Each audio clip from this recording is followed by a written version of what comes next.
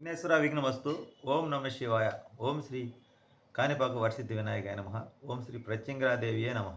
అమ్మవారి పేరు ఎందుకు తెలుస్తున్నా అంటే ఈ మధ్య బాగా డిస్టర్బెన్స్ అయిపోయాను నేను.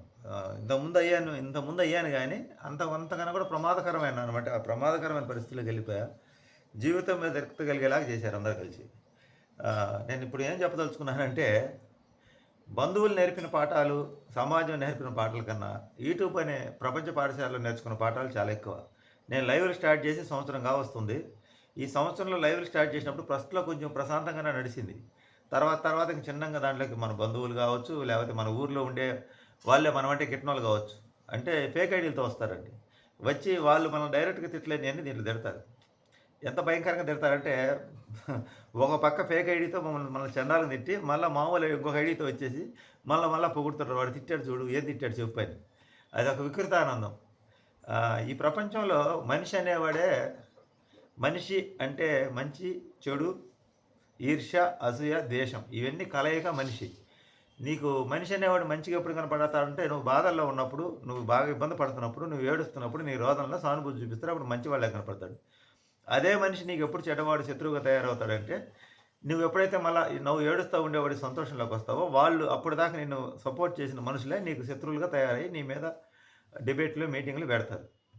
ఈ లైవ్‌లు నేను ఒకటే చెప్పదలుచుకున్నాను అందరికీ. అంటే నువ్వంతా సాధించి కాదు, నువ్వు సక్సెస్ అయిన తర్వాత లైవ్‌లు వద్దని చెప్తున్నాను. లైవ్‌లు అనేది కొంతమంది ప్రాణాలే తీస్తాయండి.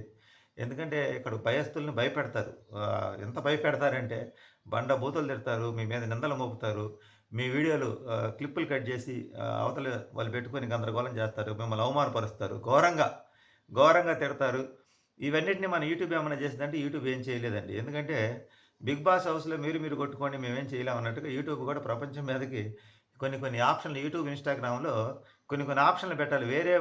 వేరే వాళ్ళ క్లిప్పులు కట్ చేసుకొని మన ఛానెల్‌లో పెట్టుకుంటే ఛానెల్ పోయేటట్టు కనిపెడితే కొంతవరకు చాలామంది బాగుపడతారని నా అభిప్రాయం.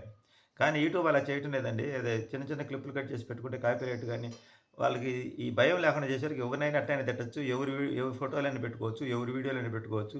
ఇట్లా ఇన్‌స్టాగ్రామ్‌లో, యూట్యూబ్‌లోకొచ్చి కొంచెం ప్రశాంతంగా ఎవరు లేనోళ్ళు వీడియోలు చేసుకుందాం అనేదానికి ఇక్కడ ప్రశాంతత అనేది లేదు. ఎందుకంటే నీ రూపం నువ్వు నవ్వుతా మాట్లాడటం అవతల వాడికి నచ్చకపోవచ్చు. లేకపోతే నీ కంటెంట్ నచ్చకపోవచ్చు.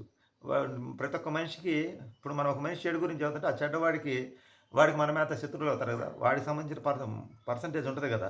ఈ మంచి చెడు అంటే మంచి 50% ఉంటే చెడు 50% ఉంటది. దీనికి ఎప్పుడు యుద్ధం జరుగుతూనే ఉంటది. మంచి చెడుకి యుద్ధం జరుగుతూనే ఉంటది.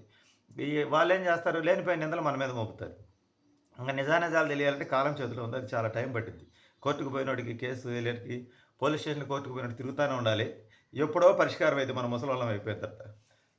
అందుకని కాలం చేతిలో ఉంది. అందుకని నేను ఈ 2 రోజుల నుంచి మీకు తెలుసో లేదో లైవ్‌లు తగ్గించేశాను. వీడియోలు చేసుకుంటా. వీడియోలు చేసుకున్నప్పుడు చాలా ప్రశాంతంగా ఉంది. ఏదైనా బ్యాడ్ కామెంట్ వస్తే దాన్ని డిలీట్ చేసేసుకోవచ్చు. కానీ లైవ్‌లో కామెంట్‌లు ఒకటి తర్వాత ఒకటి రెచ్చగొడతాడు. అయ్యేమో హైడ్‌లో పడతాయి. మిగతా వాళ్ళకి కానరావు. మనమేమో వాడిని తిడుతుంటాం. మనల్నే మళ్ళా దాన్ని క్లిప్పులుగా తయారు చేసి పెట్టి మనల్ని విమర్శించడం మొదలుపెడతారు. అసలు ఎవరిని తిట్టాము, ఎందుకు తిట్టాము అనేది ఎవరికీ అవసరం లేదు. అక్కడ బ్యాడ్ కామెంట్ పెట్టినోళ్ళని మనం బ్యాడ్ తిడతాం. కామెంట్లు భయంకరంగా బ్యాడ్ కామెంట్ పెట్టామని తిట్టారనుకుంటారు. తిడితే మిగతా చూసేవాళ్ళు మమ్మల్ని తిడుతున్నారా అనుకుంటారు. కానీ కొంతమంది మన పేర్లు పెట్టే తిట్టారు. అది వేరే సంగతి తీసేయండి. కానీ మనం ఎవరిని పేర్లు పెట్టి తిట్టలేదు. ఆహ్, అయినా ఈ లైవ్‌లు మటుకు నేను చెప్తున్నా సున్నిత మనుషులైతే మటుకు లైవ్‌లు పెట్టొద్దు. ఎందుకంటే యూట్యూబ్‌లో సక్సెస్ అయ్యేదేమో ఏమో తర్వాత సంగతి కానీ, మీ క్లిప్పులు కట్ చేసి వేరే ఛానల్స్‌లో పెట్టినప్పుడు ఆ పడే వేదన, ఆవేదన వాళ్ళు తిడుతున్నప్పుడు మనిషి చచ్చిపోవాలన్నంత తీవ్ర స్థాయికెళ్ళిపోయిద్ది. ఎందుకంటే అందరూ కఠినంగా ఉండరు మనుషులు. చాలామంది సున్నిత మనసులుంటారు. వాళ్ళ మనసులను గాయాలు చేసేవాళ్ళు ఎంతోమంది తయారవుతారండి. నెమలి కంటికి నీరు గారితే ఏటగాడికి ముద్ద అని మీ యొక్క సున్నిత భావాలను దెబ్బతీస్తే దెబ్బతీసేవాడికి అది వికృతానందం. కానీ బాధపడేవాడికి మటుకు చాలా బాధ, నరకంగా ఉంటది ఆ ఈ కుటుంబానికి. 10 రోజులు మనం ఎంత నరకం మేము అనిపించామో నాకు ఈ తెలుసు. దాదాపు 15 రోజులు మేము అనుభవించే నరకం, మా వేదన, ఆవేదన ఎవరికీ రాకూడదని చెప్తున్నా. దయచేసి మనుషులనేవాళ్ళు మంచిగానే చేరతారండి. అది మన బంధువులే అనుకుంటాం. బంధువుల కన్నా ప్రమాదకరంగా ఉంది సమాజం. అది ఈ ఊరు, ఆ ఊరని లేదు. దేశం మొత్తం మన భారతదేశం అంటేనే ఎక్కువ అసూయ, ఈర్ష్య, ద్వేషాలు ఎక్కువుంటాయి. మనం చూస్తున్నాం కదా! రాజకీయ నాయకులు, సినిమా యాక్టర్లు ఒకరికొకరు ఎలా తిడతా ఉంటారో. ఈ సోషల్ మీడియా వచ్చిన తర్వాత ఇది ఇంకా వికృతమైపోయింది. పూర్వం రోజులే బెస్ట్ అనిపిస్తుంది నాకైతే. దీనివల్ల ఎంత మేలుందో దీనికి అంతకు డబుల్ కీడుందని నాకు ఇప్పుడు అర్థమైపోయింది. నేను ఈ మధ్య 2 రోజుల నుంచి దేవుడి పాటలు, దేవుడి భక్తి గీతాలు అయ్యే వింటా ఉండా. మిగతా ఎవరి ఛానెల్స్ చూడటం లేదు. ఏయి చూడటంలా. కొంచెం ప్రశాంతంగా ఉంది నాకు. మనం అనుకుంటాం మనకు జ్ఞానం, సంపద అన్నీ పెరిగినాయి అనుకుంటాం కానీ ఇయన్నీ కూడా మనకి మనశ్శాంతి కోల్పోయేటట్టు చేసే. ఇప్పుడు మనకి టెక్నాలజీ వచ్చిన టెక్నాలజీ మొత్తానికి కూడా మనకి ఫస్ట్‌లో బాగా ఆనందంగా ఉంది కానీ దాని ఈటి వల్లే దుఃఖం. ఇవన్నీ వదిలేసి పూర్వం రోజుల్లో రేడియో మాదిరిగా రేడియో పెట్టుకొని ఇన్ని రోజులే బాగున్నాయని నాకనిపిస్తుందండి. ఇప్పుడు మనకు ఫోన్ పట్టుకోవాలంటేనే కొంచెం భయంగా ఉంటది కదా! వాస్తవంగా చెప్పాలంటే ఈ మధ్య మేము ఫోన్ తాకి లైవ్ ఆన్ చేస్తే ఎవరి మొహం కనపడిద్దో, ఎవరు మా గురించి పెడతారనే ఒక భయంతో వణికిపోతున్నాం. అవును. వాస్తవం చెప్పాలంటే ఇది నిజం. అయితే మీరెందుకు యూట్యూబ్‌లోకి వచ్చారంటే మేము అనుకున్నాము ఇది ఏదైనా బతుకు తెరువు కింద ఉపయోగపడిద్దేమో అనుకున్నా కానీ ఇక్కడ కూడా బతకనీరని అర్థమైపోయింది. సరే ఏది జరగాలంటే అది జరిగిద్ది. కానీ నేనైతే మటుకు ఇంక పెద్దగా లైవ్‌లు అయితే పెట్టదలుచుకోలే. ఎందుకంటే నాకు మనశ్శాంతిని కోల్పోయా. ఒక బీపీ, షుగర్‌లు అన్నీ పెరిగిపోతున్నాయి. కాకపోతే ఈ మధ్య దేవుడి దగ్గరే అవుతున్నాను. దైవ జ్ఞానాలు, దేవుడి శ్లోకాలు ఎక్కువ వింటున్నా. మనుషులు మటుకు ఇన్‌స్టాగ్రామ్‌లోనో, యూట్యూబ్‌లోనో మన బంధువులు ఎవరో మోసం చేశారనో, మన స్నేహితులు ఎవరో మోసం చేశారో ఇరుపురు ఇక్కడ ఇన్‌స్టాగ్రామ్‌లోనో, యూట్యూబ్‌లో గాని పరిచయమైనోళ్ళు నమ్మారంటే మటుకు ఇంకా నిలువున మునిగిపోతారు. మిమ్మల్ని కాపాడడానికి భగవంతుడు కూడా రాడు. అందువల్ల ఎవరిని నమ్మకండి. మనుషులంటేనే మోసం. మంచితనంగా వస్తారు. మీ యొక్క విషయాలన్నీ తెలుసుకుంటారు. మీకు ఏ సపోర్ట్ లేని తర్వాత మీ మీద దాడి చేయడం మొదలుపెడతారు. మాటలతో, చేతలతో ఈ లైవ్‌ల్లో గాని, లేకపోతే మన వీడియో క్లిప్పులు పెట్టి గాని. అందువల్ల మీరు గోప్యతను ఎవరికీ చెప్పొద్దు. మీరు ఏంది, మీ వివరాలేంది, మీకు ఎంతమంది అట్లా శత్రువులు చెప్పలేదనే కదా ఇట్లా ఇట్ట మీ జరుగుతుంది. వివరాలు మటుకు చెప్పొద్దు. ఎందుకంటే మన పర్సనల్స్. అట్లా అదే. ఎవరైతే మిమ్మల్ని అడుగుతారో వాళ్ళని ఎమ్మటనే హైడ్ చేసేసేయండి. మంచిగానే అడుగుతారు, ముంచేస్తారు. ఆలోచన చేసుకోండి. అందరూ మంచివాళ్ళు అనుకోవద్దు. మంచిగా అడిగి మన బంధువుల్లాగానే మనకేమి ఎలాంటి హెల్ప్ ఉండదు కానీ హెల్ప్ చేసేవాళ్ళని కూడా చెడగొడతారు ఈళ్ళు. అట్లాంటి వాళ్ళతో తస్మాత్ జాగ్రత్త. యూట్యూబ్ లైవ్‌లు పెట్టుకునేవాళ్ళు జాగ్రత్తగా ఉండండి. సున్నిత మనస్కులు. లేకపోతే మీకు అంతగా లైవ్‌లో పెట్టుకోవాలనుకుంటే కామెంట్ సెక్షన్ ఆఫ్ చేసుకొని పెట్టుకోండి. దానివల్ల కూడా యూస్ వస్తాయి. మనం మాట్లాడుకుంటా పోతా ఉంటే. ఈ కామెంట్ సెక్షన్ ఆన్ చేసుకోవడం వల్ల మనం ఎదుర్కొని సమాధానం కరెక్ట్‌గా చెప్పగలిగిన వాళ్ళకైతే ఉపయోగం ఉంటది కానీ, సున్నిత మనుషులకైతే మటుకు ఇది ప్రాణాపాయం పరిస్థితి అని నేను చెప్తున్నా.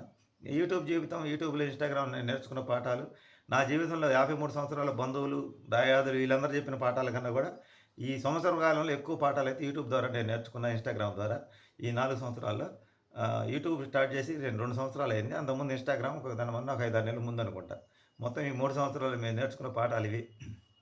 వీటికన్నా కూడా యూట్యూబ్‌లో భక్తిభావంతో కూడినటువంటి వీడియోస్ చూడటము, ఈ మంత్రాలకు సంబంధించి వినటం, అమ్మవారికి శ్లోకాలు, ఆహ్, ఎవరికి నచ్చిన దేవుడికి వాళ్ళు ఎన్నొస్తాయి, యూనివర్స్ మ్యూజిక్ వస్తాయి. ఇవన్నీ విన్నామనుకో ప్రశాంతంగా ఉంటది. మనం అందుకే కదా యూట్యూబ్ మన లైవ్‌లో ప్రత్యేకిని అమ్మవారి మంత్రాలు పెట్టింది అందుకే. ఆ! మనం నేను కొంచెం నేను మనశ్శాంతిగా ఉండటానికి. ఈ టెన్షన్ నుంచి బయటపడడానికి అమ్మవారి శ్లోకాల మంత్రాలు రోజు వినటం మొదలుపెట్టా.